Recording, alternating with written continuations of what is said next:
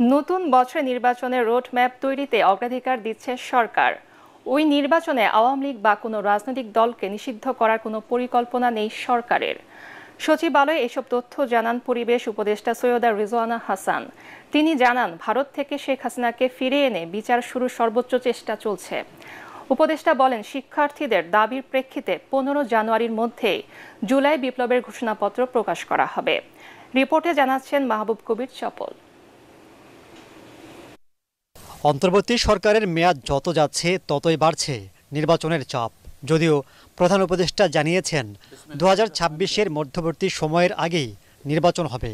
সে অনুযায়ী রোডম্যাপ চূড়ান্ত করার কাজ চলছে বলে জানালেন পরিবেশ উপদেষ্টা সৈয়দা রিজওয়ানা হাসান। নতুন বছরে অন্তর্বর্তীকালীন সরকারের প্রাধান্য তো অবশ্যই হবে বিচার নিশ্চিত করা এই জুলাই আগস্টে হত্যা